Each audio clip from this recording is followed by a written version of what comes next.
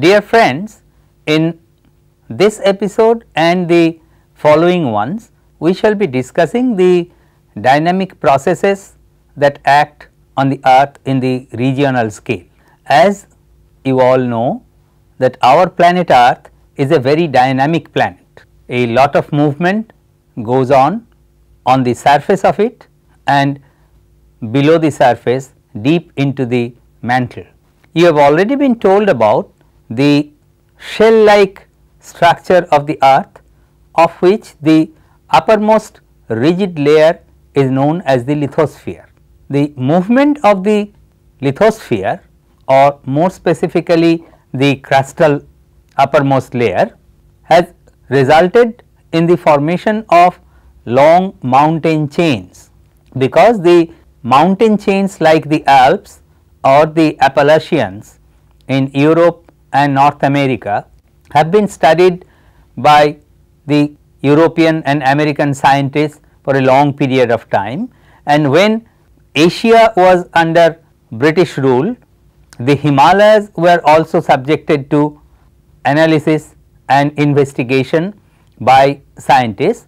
The Alps and the Himalayas as well as the Appalachian mountain chains were found to be products of large scale earth movements, in which the horizontal compression caused pre-existing sedimentary layers to become folded and develop into long chains of mountains, with the core occupied by plutonic igneous intrusions. These mountain chains were called orogens, and the process of their formation were called orogeny, development of mountain chains by horizontal earth movements. We shall be discussing about the movements of the lithosphere in some detail in the following episodes. Apart from the horizontal compressional movements that cause the upliftment of rocks into mountain chains, there are certain vertical movements of the asthenosphere that is caused by either isostatic adjustment or movement along brittle fractures or normal and thrust faults. Such vertical movements of the earth's crust resulting in the upliftment, elevation of certain areas are known as epirogeny. The surface of the earth was not static, but dynamic, has been established long ago when sailors moving around the high seas around the world in the 16th and 17th centuries completed drawing the maps of the world's continents. It was observed that there was a jigsaw puzzle like fit across the Atlantic Ocean.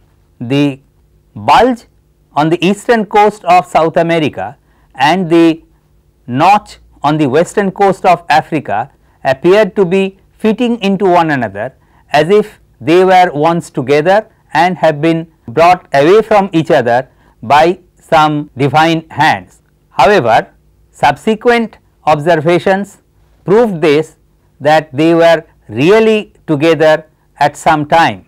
These observations that similar topographic fit, similar fossils, similar rock types are found across the ocean basins led some scientists to believe into establishing a huge supercontinent, which later broke up and drifted apart.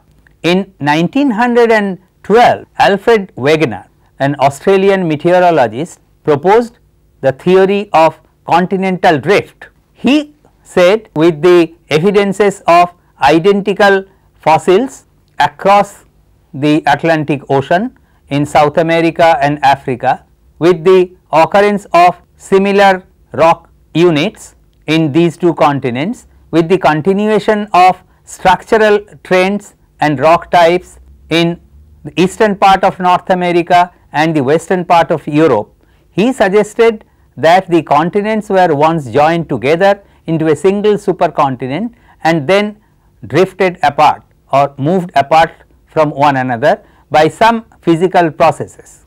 Though his evidences were really sound that indicated that these continental land masses were once together, but the difficulty in establishing his theory was the problem that the continents, which were by then known to be made up of lighter granitic material, how they could move through the denser oceanic material which is made up of basalt. He could not offer any explanation or physical process or dynamics of the movement of continents ploughing through the dense basaltic crust. While Alfred Wegener was unable to substantiate his theory of continental drift because the dynamics was unavailable, a parallel theory of evolution of the earth's surface was in vogue. This theory, known as the geosynclinal theory, was believed by most of the tectonic scientists, who considered that initially there were some linear depression called geosynclines, in which the sediments were deposited and they bent downwards and were pushed up to form mountain chains or orogens by horizontal earth movements.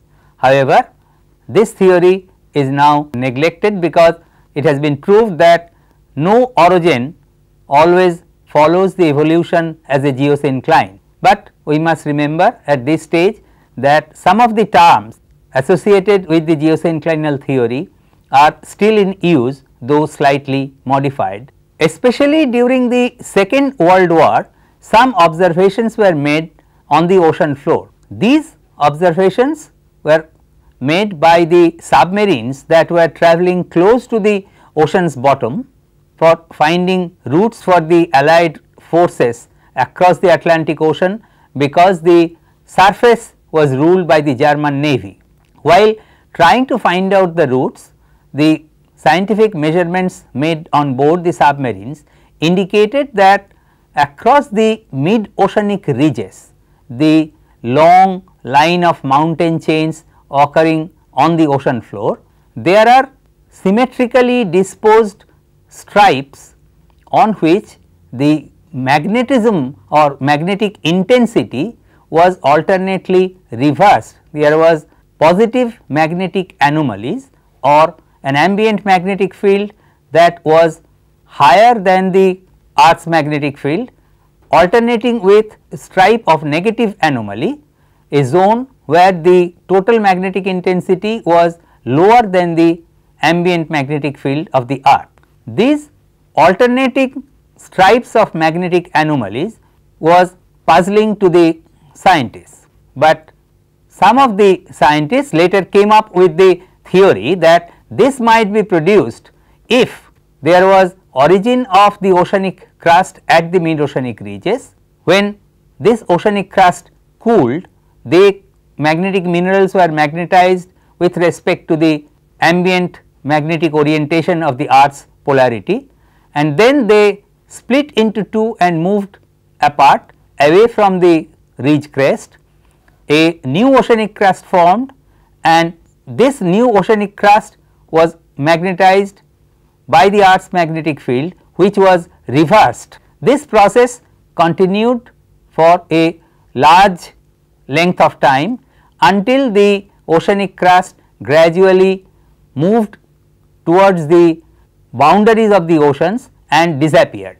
The observation of magnetic anomaly stripes, alternating negative and positive magnetic anomaly stripes symmetrically disposed against the axis of mid oceanic ridges, led several scientists to establish the seafloor spreading hypothesis. Among them there was Hess, there was Vine, there was Matthews, which can be read in any textbooks. The seafloor spreading hypothesis solved two problems. It solved the problem of the physical observation of alternating symmetrically disposed magnetic anomaly stripes, and it also solved the spreading apart of the supercontinents. They proposed that the continents did not move apart on their own. The continents were part of the oceanic crust, when the new oceanic crust formed and moved apart, they carried the continents on it on their back. Thus, the problem of Wegener's dynamic problems, that how continents can move through denser oceanic crust, was solved. The seafloor spreading hypothesis was a giant step towards explaining the evolution of the surface features, the large scale tectonic features of the earth.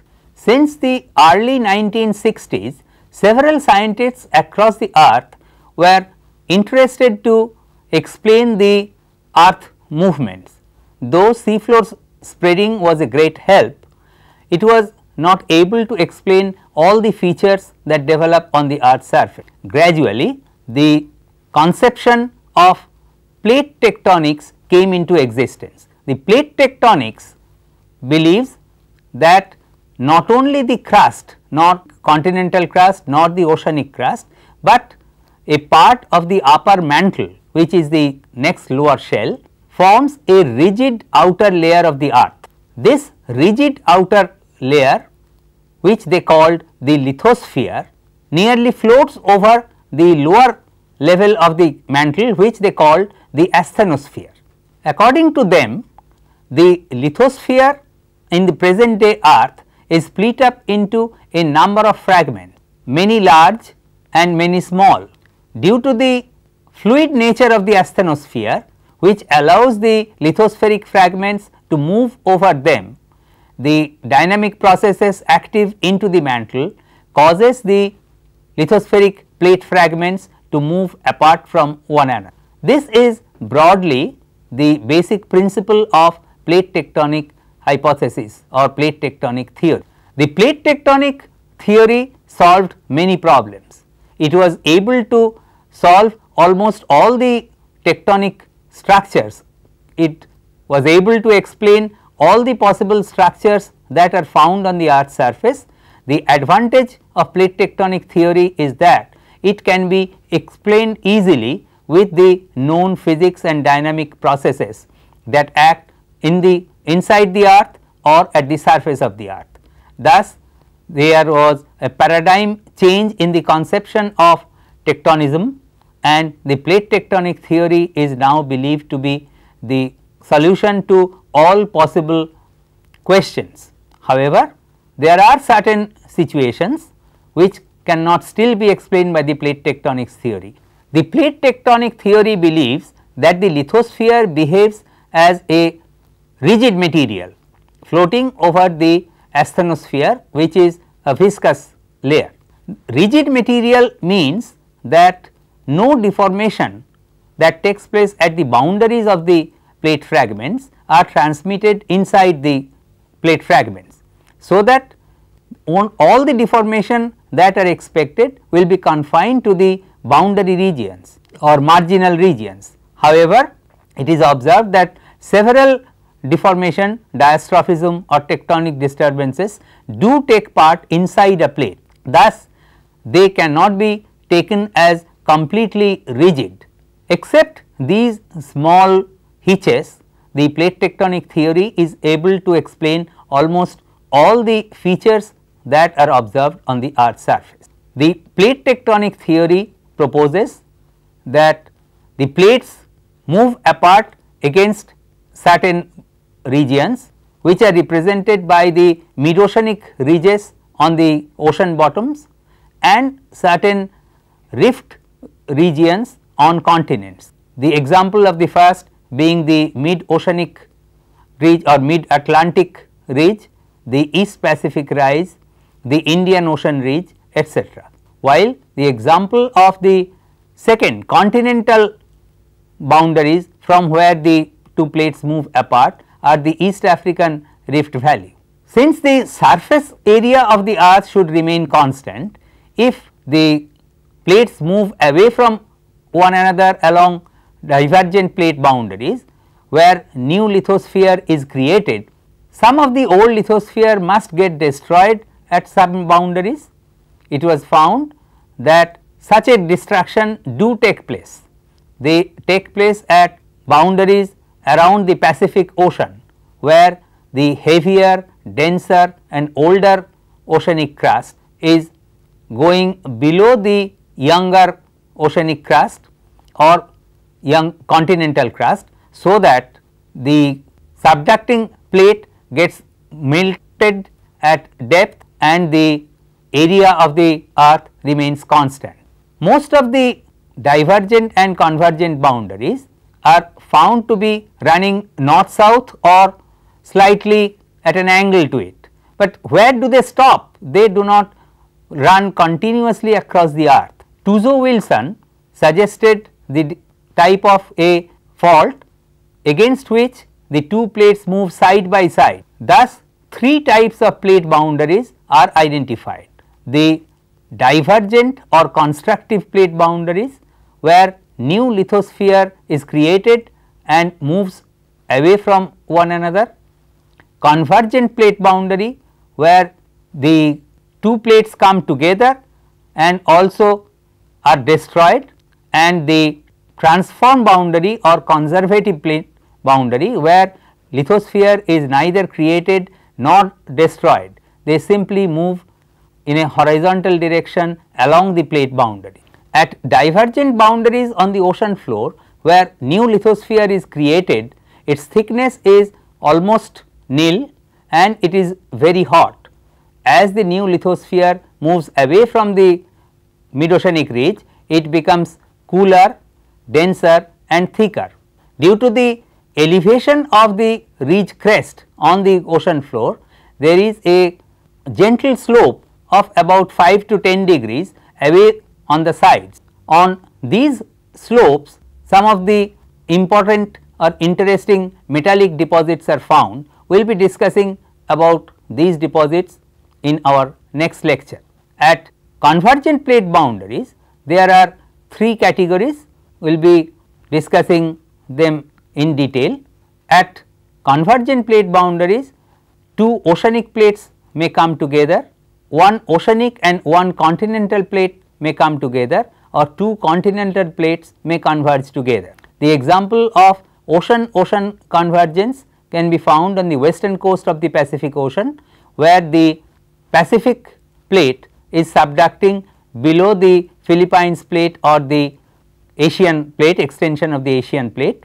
About the ocean continent convergence, example can be found on the eastern coast of the Pacific Ocean, where the Nazca plate forming the eastern Pacific Ocean floor is subducted below the South American continental plate along the Peru-Chile trench, and two continental plates converging together may be observed at the Indian Asian collisional zone, where the Indian continental landmass and the Eurasian continental landmass have collided together and thrown up the intervening sediments to form the Himalayan mountain chain.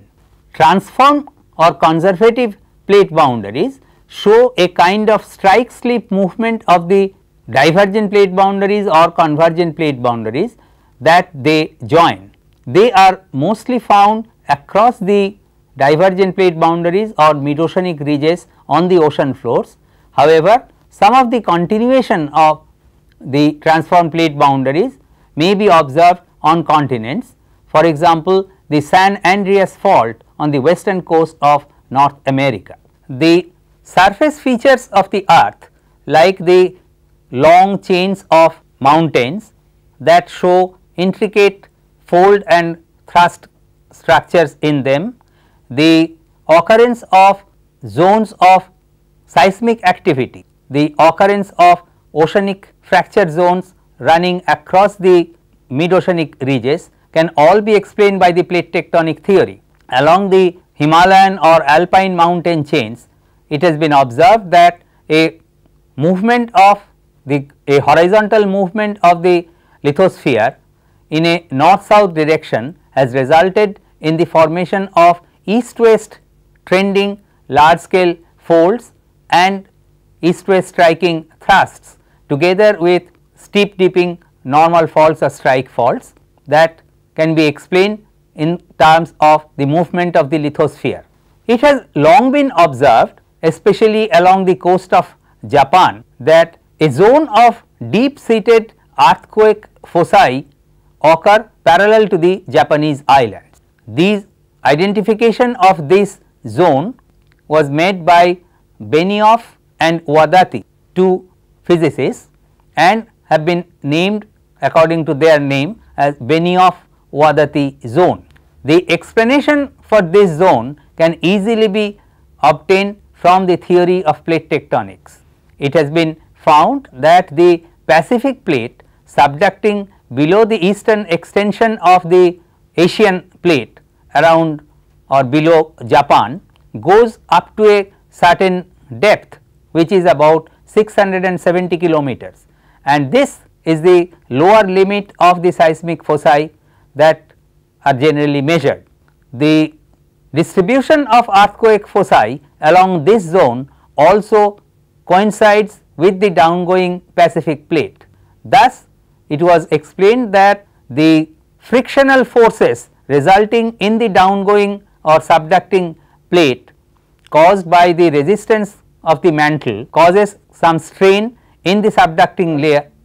The inclined Benioff-Wadati zone below Japan can be easily explained by the subducting Pacific plate, because it has been observed that the zone of seismic foci coincides perfectly with the downgoing Pacific plate up to a depth of 670 kilometers nearly. It has been explained that the rigid lithospheric plate going down into the mantle faces some resistance from the mantle, and this resistant force causes the development of strain within the downgoing plate.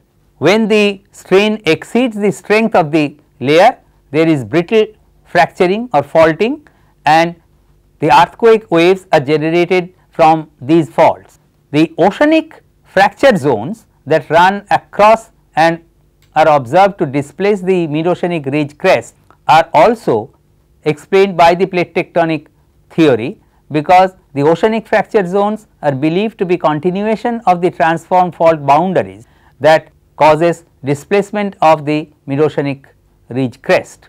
Around the mid-oceanic ridge crests, there are sometimes displacement of the magnetic anomaly stripes, which cannot be explained by any brittle fracturing. This has been explained by the progressive development of one of the segments of the mid-oceanic ridge at the expense of the other, so that if their orientations are different, the magnetic anomaly stripes will also have a different orientation, thus causing an appearance of displacement or pseudo faults. It has been observed by geologists across the continents that fossils, especially land fossils of similar age like the Gondwana flora of Carboniferous and Permian age, are distributed all over the southern continents like South America, Africa, India and Australia.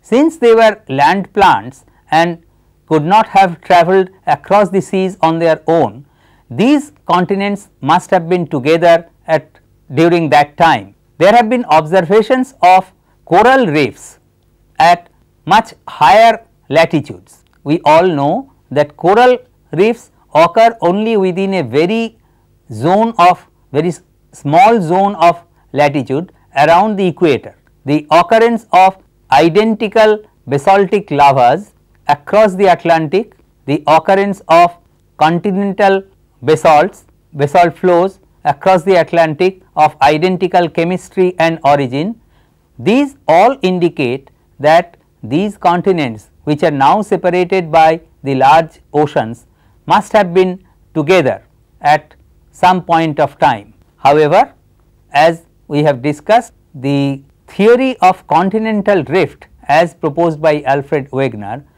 was unable to explain how the continents move apart, what causes their movement apart by moving only the continents and not the oceanic crust. This was solved by the next theory that evolved through observations made especially during the Second World War. At the end of the first episode on the physics and dynamics of the earth, let us briefly recapitulate what we have learned. We have learned that our planet is a dynamic planet with movements going on both at its surface and deep below. The internal movement dynamic processes causes the movement of the surface. The surface is made up of a number of fragments of a hard rigid material called the lithosphere, which is made up of the crust and the uppermost part of the mantle. These plates or plate fragments, they move past one another and have three types of plate boundaries separating them: divergent plate boundaries, from which the plates on either side move away from each other; convergent plate margins, where two neighboring plates come together and one either goes down or the two collide to form mountain chains; and 3, transform plate margin or conservative plate margin, along which the two plates move past one another without forming a new lithosphere or destroying the old one. Thank you.